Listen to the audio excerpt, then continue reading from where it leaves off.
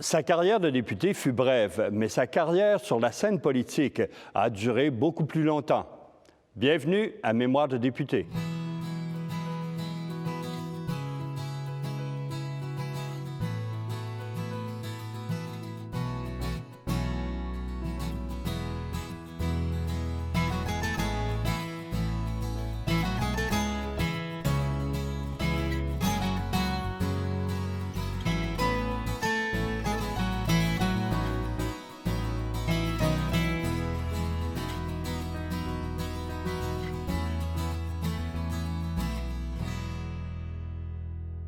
Bonjour, M. Michaud. Bonjour. Pour revenir à votre relation avec M. Lévesque, ça s'est amélioré, mais quelques semaines après l'élection... Ça n'a jamais été détruit. On ne s'est pas parlé. On ne va pas chicaner. Non, c'est une façon de voir les choses. Ouais. Mais il a été impliqué dans un accident de voiture où il y a un piéton qui l'a écrasé. Il sortait de chez moi. Oui? J'avais fait une réception. Chez moi, il y avait, tenez-vous bien, Philippe Casgrain, le mari de Thérèse Casgrain, Monsieur Georges-Émile Lapalme, pas un péquiste. Bon, il y avait des amis, René Lévesque, avec Corinne, qui, à part ça, là, mais on était à peu près une dizaine autour, et vers 3 heures du matin, je me souviens très bien, René a pris un alcool de poire qui a siroté pendant 3 à 4 heures. Et c'est mon fils qui donnait les cafés expresso. Bon, il servait l'expresso. Alors, on se couche vers 3 heures. Et une demi-heure après, le téléphone sonne. C'est Corinne qui appelle. Elle dit, puis elle dit à la femme Monique, René a un accident, il a tué quelqu'un. Alors moi, je suis sauté tout de suite dans le pyjama avec par-dessus. Je suis arrivé là 5 minutes après. Alors, ce que j'ai vu, rue Côte-des-Neiges, ce que j'ai vu, il y avait un petit monticule. Et René conduisait. Le femme était un bien bon conducteur, mais enfin, ça. Il était un peu myope. Mais j'arrive là et je vois un car de police et au fond, un jeune homme avec ça, la voiture à côté, et quelqu'un, un cadavre, couché en travers de la rue. Alors, il y avait un monticule. Donc, aucun automobiliste aurait pu voir ça. Alors, René a fait ça, il a passé sur. Est-ce qu'il était déjà mort? Est-ce qu'il était vivant? Mais on a appris par la suite que ce clochard, entre guillemets, était les policiers du poste 14 ou 13 ou 12 l'avaient pris et l'avaient versé dans un autre district, parce qu'il était connu, tout ça, et puis ils l'avaient laissé là. Là, je veux pas être diffamatoire par rapport à la police, mais en fait, tout ça était mêlé. Mais il est à peu près certain que l'évêque n'avait pas bu.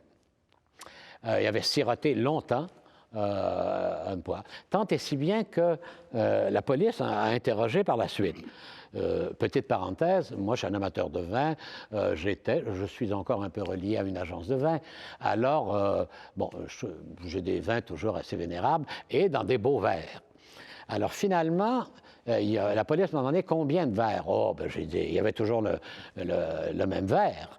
Alors, pour eux, la police, un verre de vin, là, c'est un petit verre de whisky haut comme ça, alors que moi, je servais ça dans des grands verres. Ils ont pris mon grand verre, puis ils ont pensé qu'on buvait ça à rebord, alors qu'on verse du vin que dans le quart. Enfin, tout ça fait que ça a été un imbroglio, mais ça a beaucoup choqué. Quand je suis entré dans la voiture, puis René était là, il dit « Il est mort, Chris, il est mort ». Il était complètement... je n'avais jamais vu comme ça. Il avait toujours une certaine maîtrise de lui. Et ça a été un moment tragique, en tout cas. Finalement, ça s'est perdu dans... Et les mesures de sécurité ont fait que depuis... ils l'ont interdit de conduire. Ils lui ont interdit de conduire. Mm-hmm. Et à partir de ce moment-là, il n'a plus jamais conduit en fonction quand il était premier ministre. Votre relation avec lui, elle était vraiment très, très rapprochée, très confidentielle, même vous étiez des confidents de l'un pour l'autre. Ça a duré longtemps, ça? Oh, ça a duré toute une vie, quoi. Je vous ai parlé du Clairon en 1952, jusqu'à sa mort. La nuit de sa mort, Parisot m'appelle. C'est lui qui m'a appris le décès de René. Jacques m'appelle. Jacques n'a jamais conduit une voiture. Hein. Alors il dit René est mort. Alors moi je suis resté glacé. Et on est allé au hôpital général de Montréal, le Montreal General Hospital. Et puis je l'ai conduit, puis on a passé la nuit là, en retrait, 4-5 chambres plus loin. Et Paris, je me souviens d'avoir pleuré, moi. Pleuré comme un enfant, là. Parce que l'évêque, c'est une grande partie de ma vie. Hein. C'était mon plus grand ami, avec Robert. Et puis, je suis toujours inconsolable de sa mémoire. Hein. Excusez-moi, là, je ne peux pas en dire plus parce que l'émotion commence à me faire perdre la parole, mais il y avait tellement de qualités. Puis il y avait des défauts épouvantables, mais quel être séduisant. On ne pouvait jamais s'ennuyer avec lui. Hein. Si vous voulez, on va parler d'autres choses. Dans cette relation-là, est-ce qu'il vous demandait parfois conseil sur des stratégies, des personnes, des... Oui, ça arrivait. Oui? Oui, 3 fois sur 4, il ne suivait rien, mais parfois, il retenait des choses. Ouais. Oh, ouais. Et dans les relations, je dirais les relations avec soit la France, soit... Ah oui, oui. Ça, il était très précautionneux et les premiers mois que j'étais son conseiller diplomatique, il me demande, il dit veux-tu recevoir François Mitterrand, premier secrétaire du Parti socialiste, qui était ça? Il y avait un congrès à Vancouver. Et puis Rocard passait en même temps, mais les deux ne s'aimaient pas. Donc, veux-tu accueillir Mitterrand? Bon, je dis oui. Alors, je vais accueillir Mitterrand à l'avion. En quelle année, ça? 77, quelque part par là, fin 77. Et par la suite, il y a eu les élections. C'est en 80 qui est arrivé au pouvoir, M. Mitterrand. Et moi, j'ai servi sous 2 régimes comme délégué général, Giscard d'Estaing et François Mitterrand. De toute façon, je reçois M. Mitterrand qui avait demandé, le jet était là, le réacté, pour le conduire à Québec, mais il avait demandé de faire le voyage, le chemin du roi à l'envers, c'est-à-dire de Montréal à Québec au lieu de Québec à Montréal. Coquetterie. Alors, je lui souhaite un accueil, il s'assied, Monique avec sa femme dans la 2e voiture, et on part. Alors, je dis à M. Mitterrand, Monsieur le Premier secrétaire, je ne suis pas pour vous. De toute façon, il faisait un peu noir, il était 4h, 5h. Alors, je ne peux pas vous décrire le paysage. Cependant, si vous avez des questions à me poser, j'y répondrai volontiers. Oh, il commence à regarder ses notes et dit vous êtes Monsieur Michaud? J'ai dit oui. Il dit qu'est-ce que vous faites? Oh, j'ai dit ce que je fais. Je suis comme ces fonctionnaires du Quai d'Orsay que vous décrivez dans votre dernier ouvrage, qui, à force d'une longue inutilité, finissent par devenir indispensables. Je ne sais pas si vous savez, mais se faire citer au texte, un auteur est toujours coquet. J'ai vu se dessiner un sourire sur le visage de M. Mitterrand, tant et si bien que lui, il s'en venait dans ma cabane au Canada, il y avait des Iroquois, beaucoup de choses. La première fois qu'il mettait les pieds en sol québécois, se faire citer au texte. J'avais lu précédemment Le coup d'État permanent, L'abeille et l'architecte, tous les 3 derniers ouvrages, et on m'a doté, le créateur, je ne sais plus qui, d'une bonne mémoire. Alors, à partir de ce moment-là, j'ai eu tout ce que je voulais de François Mitterrand. Je téléphonais. L'ambassadeur des États-Unis pouvait attendre 3 jours, du Canada 1 mois. Moi, je voulais le voir le lendemain. J'avais, avec Paulette de Crène, sa secrétaire, 5 minutes, 10 minutes. Je voyais M. Mitterrand, puis j'avais 5 minutes, puis là, mais non, asseyez-vous. Puis on continuait à parler de littérature. Mitterrand était un sphinx. Hein, c'était... Je pense que la littérature, pour lui, a été dans sa vie plus importante que la politique. Mais il était ratoureux. Oh là là là là, ouais. Et c'est comme ça que le Parti québécois, avec l'aide, d'ailleurs, je dois le confesser, puisqu'elle s'est excusée maintenant, Louise Baudouin à l'Assemblée nationale, qui avait de bons rapports, entretenait d'excellents rapports avec la droite française. Et bien, là, on a fait l'ouverture avec la droite et la gauche. Tant et si bien que la mission diplomatique du Québec en France, en tout cas pendant que je l'ai exercée, moi, et pas tout seul, hein, mais avec le concours de certains amis, dont au premier chef, Zonzon pour les intimes. Hein. Alors, Madame Baudouin. Madame Baudouin, Louise Baudouin. Enfin, tout ça pour vous dire que les relations québécoises actuellement, et ça a été renforcé avec la visite de Gilles Duceppe, un peu préparée par Louise Baudouin. Est-ce que vous avez vraiment l'impression ou la certitude que c'est à partir de votre poste de délégué général du Québec à Paris que les relations sont vraiment politisées devenues plus politiques entre la France et Québec? Bien, ça découle de la nature des choses. Les ambassadeurs du Canada à l'étranger sont politiques. Ils défendent le fédéralisme canadien. Ils sont tous politiques. Un délégué général qui, sous un gouvernement souverainiste, ne représente pas son gouvernement, eh bien, il ne remplit pas son métier. Alors, moi, quand j'entends le mot « politisé », là, on dirait que c'est jeter l'anathème. Il est politisé. Au contraire, tant mieux s'il l'est. Alors, et je comprends bien que si le gouvernement change, que ce soit M. Charest ou un autre, que le délégué général qui est là a la décence de redonner ses lettres de créance, de démissionner et s'en aller. Alors, bah oui, politisé dans ce sens-là. Mais politisé, le Québec entretenait et commence à réentretenir des liens profonds et étroits avec la gauche et la droite française. Le milieu politique, avant le référendum, est-ce qu'il vous suivait dans votre démarche? Est-ce que c'était vraiment la non-ingérence? Monsieur Mitterrand, au cours d'un déjeuner que j'avais organisé, je me souviens qu'il y avait Gérald Godin, Louise Baudouin était là, des gens de son cabinet, et M. Mitterrand était premier secrétaire du Parti socialiste. Alors lui était pour l'indépendance du Québec, mais des souverainetés associations, qu'est-ce que c'est que cette appellation abracadabrantesque? Souveraineté association.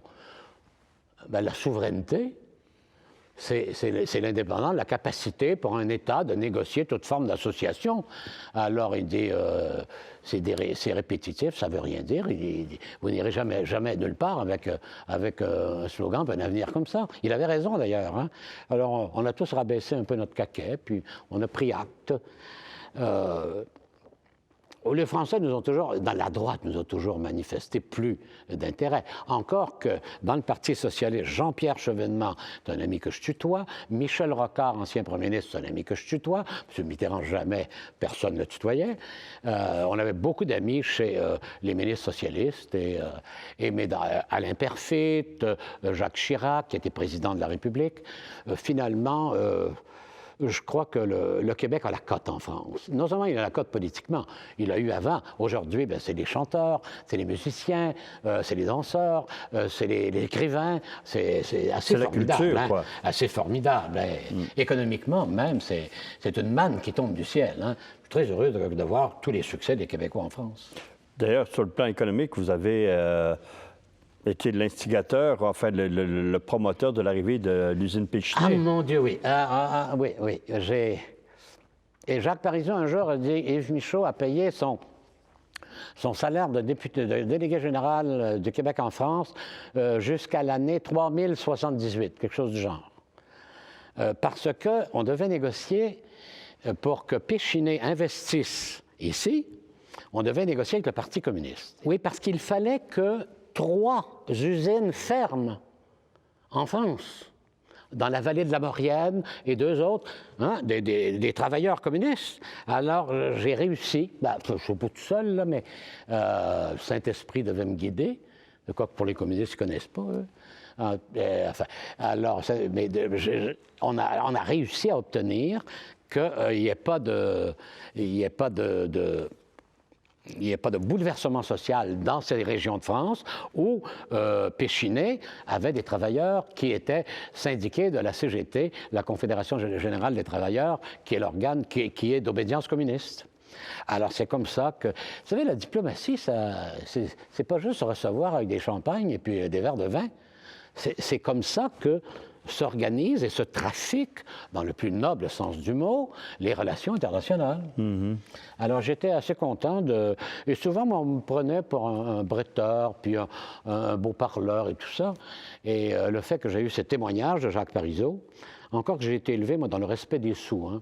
Je ne sais pas pourquoi qu'on me donne... c'est peut-être ma faconde et tout ça, mais enfin, on est ce qu'on est, puis je ne changerai pas de nos jours. Hein, mais j'étais très content, en tout cas, de cet investissement-là, où le gouvernement du Québec a fait un profit en revendant de 300 millions de dollars. Alors, je pense que je suis un assez bon gérant, puis je suis assez proche de mes sous, et puis des sous, surtout des sous du peuple. En 95, oui. Autre référendum. Là, vous retournez, M. Parizeau vous envoie en mission en France pour préparer l'après-référendum, le pré-oui, mais ça n'a pas duré longtemps. Qu'est-ce qui s'est passé? Bon, ça n'a pas duré longtemps, ça n'a pas duré longtemps. D'abord, le personnel politique avait changé. Et puis, vous savez, on dit toujours des diplomates que celui que tu remplaces était un incompétent et celui qui te remplace est un arriviste.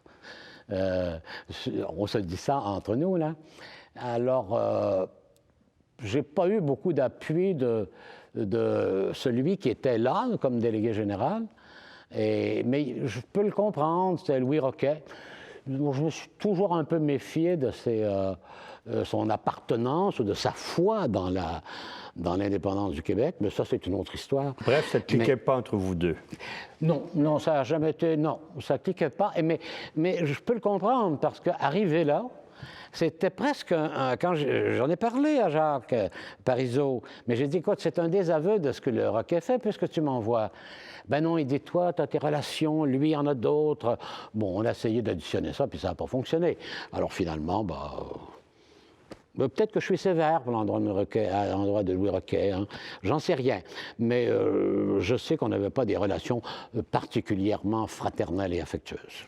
Au cours des années 90... il venait du fédéral, je me suis toujours méfié, moi. Je ne devrais pas.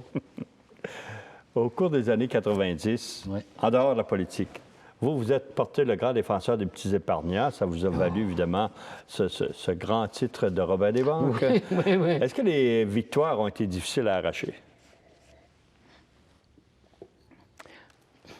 Oui et non. Oui, parce qu'affronter seul, au début, affronter les plus grandes puissances du monde, et les puissances de l'argent, les assemblées d'actionnaires, aller à Toronto, au Royal York, à l'assemblée de Royal Bank of Canada, et parler français pendant des heures, expliquer tes propositions, alors qu'il y avait là concentré probablement la sublime quintessence des WAPs.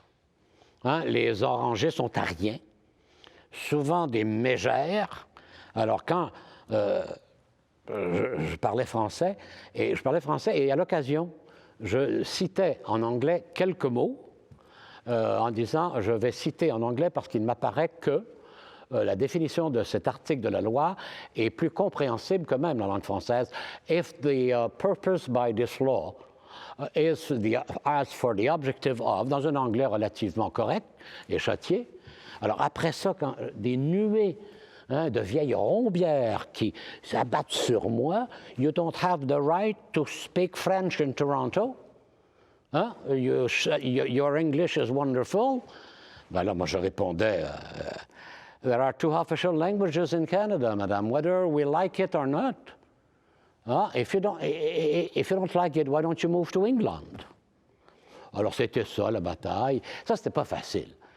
Et même à la Banque nationale, mes amis de la Banque nationale, avec André Bérard, qui était président, c'était des empoignades, on en a pu finir. Hein? Moi, je citais Durby Blas, bon appétit, messieurs, ministres intègres, conseillers vertueux, voilà votre façon de servir, serviteur modèle, qui pillait la maison, ça voulait dire prendre l'argent des actionnaires, puis s'en aller avec. Alors, j'avais proposé à ce moment-là que le salaire du plus haut dirigeant soit 20 fois celui des salaires moyens. Ça faisait 1 million pour André Bérard. À l'époque, il y a 15 ans, ce qui est probablement 3 à 4 millions aujourd'hui. Et puis, il ne trouvait pas que ce n'était pas assez.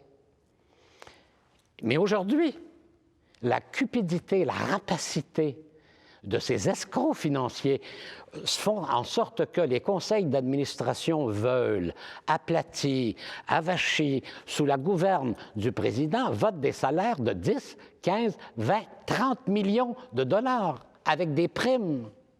Ah, c'est épouvantable. Mais les actionnaires, on est tous actionnaires, on se fait littéralement encore voler. Et ben, j'ai fait ça pendant 15 ans, élevant la voix, et c'est comme ça qu'on m'a affublé du titre de Robin des banques, et je vis avec ça. Moi, j'ai perdu mon nom presque. Yves Michaud n'existe plus. Je vais dans les grandes surfaces, je vais à l'hôpital. Ah, bonjour, le Robin des banques, etc., merci. Bon, alors, c'est le prix à payer pour mon effronterie. Hein, vis-à-vis les corsaires, les flibustiers et puis les escrocs qui envoient vos épargnes et les épargnes du public hein, dans des paradis fiscaux. Je ne comprends pas les gouvernements d'être aussi aplatis, à la fois fédéral, à la fois québécois, et aussi soumis aux diktats des grandes puissances financières du monde. Pour moi, ça restera toujours un mystère. Ça s'appelle des sociétés publiques, hein? Pas privées, les banques. Chaque actionnaire est propriétaire de la banque. Et le président, je lui ai dit à un moment donné au président de la Banque Royale, vous êtes mon serviteur. Moi, je suis votre propriétaire. Il n'aimait pas ça. Hein? Alors, ben oui, moi, je sais pas, je faisais à peu près 12 000 $ par année, puis lui en faisait 7 à 8 millions. Enfin, c'est un monde pestilentiel, hein, le monde financier. C'est un monde absolument abject. Hein? Et aller commencer à remuer ça, alors quand je dis pestilentiel, ça sent tellement mauvais qu'après 15 ans, ben, finalement, je lui ai dit, je vais respirer autre chose parce que moi, ça va m'asphyxier. Un événement dans votre vie politique et qui vous a vraiment choqué, oui, c'est celui de la motion de l'Assemblée nationale en 2000 pour des propos jugés inacceptables à l'endroit des communautés ethniques juives en particulier. Considérez-vous encore que vous avez été victime d'une grande injustice? D'une infamie.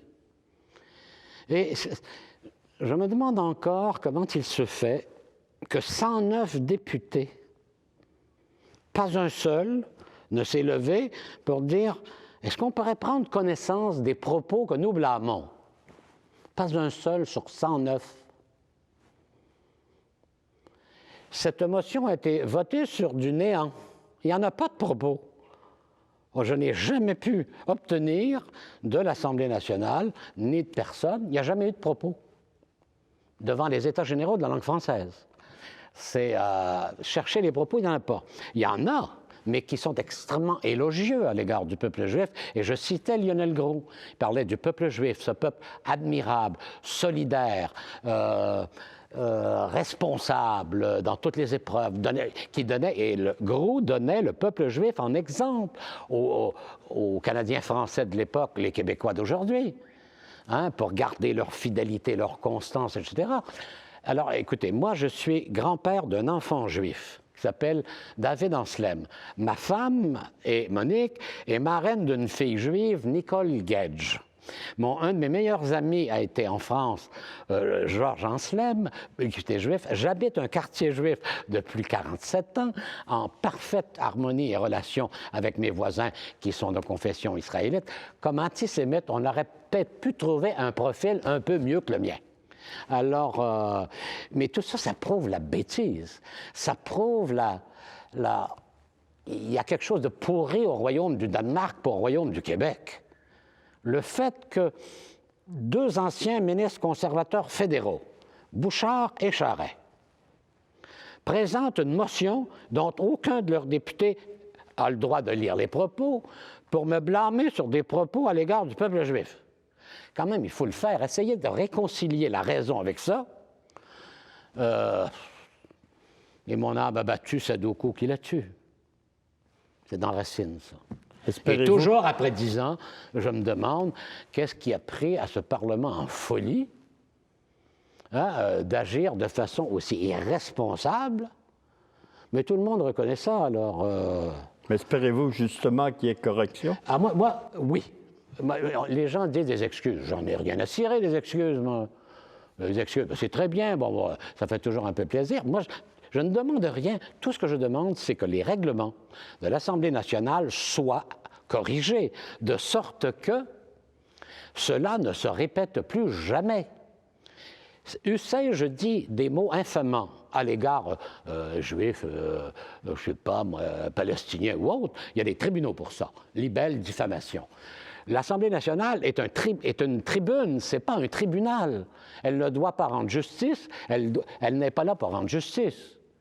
Aller stigmatiser, flétrir, blâmer la réputation d'un citoyen, moi ou un autre, mais vraiment, c'est le comble de un peu de la tyrannie et c'est le comble de l'irresponsabilité et de bafouer un des droits les plus fondamentaux de l'être humain à partir de la révolution des autres, c'est la liberté d'expression du citoyen.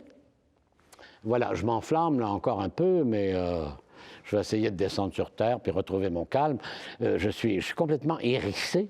Lorsqu'on fait allusion à cela. Il y a un excellent ouvrage qui vient de sortir d'un ancien, qui est sur moi, mais pas de moi, sur Gaston Deschênes, qui était un grand fonctionnaire de l'Assemblée nationale, qui résume un peu toute cette histoire nauséabonde et vilaine. Et pourtant, Lucien Bouchard et... même Jean Charest, je n'ai pas d'antinomie personnelle. On ne s'est jamais chicané ensemble. Un peu Bouchard, parce que je le houspillais sur la question de la langue, le congrès du miroir et tout ça. Mais c'est plus déshonorant pour eux que pour moi, finalement. Alors, est-ce qu'un jour, ils seront amenés à récipiscence? Encore un mot que j'aurais pas dû dire, parce que... Bon, j'espère qu'un jour, ils vont être amenés à s'amender et à dire, oui, on a commis une erreur. Mais ça, c'est leur conscience, c'est pas la mienne. La mienne est tout à fait claire et responsable, c'est le cas de le dire. Que souhaitez-vous que les historiens ou les Québécois en général retiennent de votre passage en politique comme député, mais aussi après la carrière de député? Vous voulez que j'écrive ma nécrologie post-mortem avant que je m'en aille? Quoi souhaitez-vous que l'on dise de vous après votre mort? Oui. Enfin, bon, en anglais, on dit « heaven can wait ». Le ciel peut toujours attendre. Hein? Alors, ce qu'on souhaite de moi, ce que l'on dira de moi, peut-être j'aurai une ligne ou deux dans l'histoire. Ce que je souhaite, il était de la nature des incorrigibles et de ceux qui, vainement, espéraient changer le monde. Merci, M. Michaud. Je vous en prie.